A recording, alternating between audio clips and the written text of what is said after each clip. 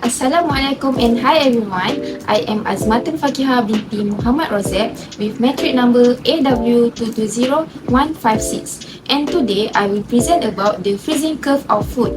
In this video, we will also explore how temperature affect the state of food as it freezes and discuss the benefit of knowing the freezing curve in food.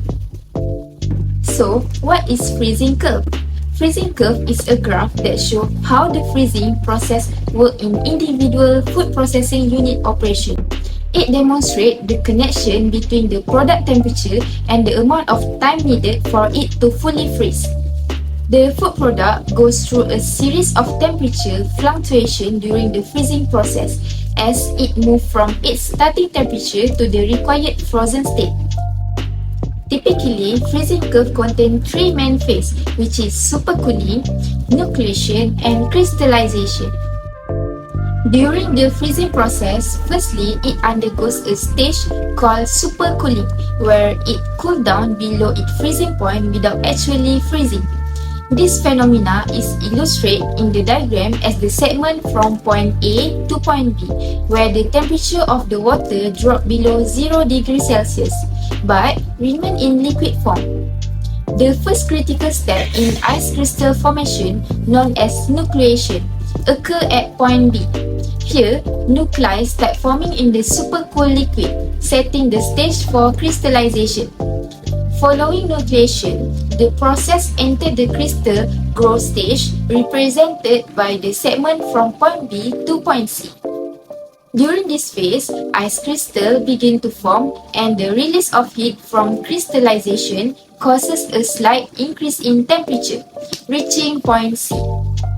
This release of heat is a significant aspect of the process as it impacts the overall temperature of the commodity. Next, the freezing curve enters a phase known as thermal arrest time, depicted from point C to point D. During this period, the temperature remains constant despite ongoing crystallization, indicate the speed at which the freezing process occurs. This phase is crucial as it marks the balance between the heat released by crystallization and the continued lowering of temperature. After thermal arrest time, the process proceeds to the completion of freezing, shown from point D to point E on the diagram. In this final stage, further ice crystal formation continues and the temperature drops further until freezing is fully achieved. Did you guys know there are multiple effects of freezing on food quality? Freezing can impact the texture, flavor, and nutritional content of food.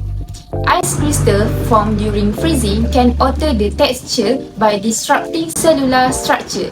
Additionally, change in moisture content and chemical reaction can affect the flavor of food. Moreover, some vitamin and antioxidant may degrade during freezing. So, this is where the benefit of knowing the freezing curve of the food lies on. We can know the freezing profile of the sample, observe the rate of heat transfer, and observe time required to achieve complete frozen state.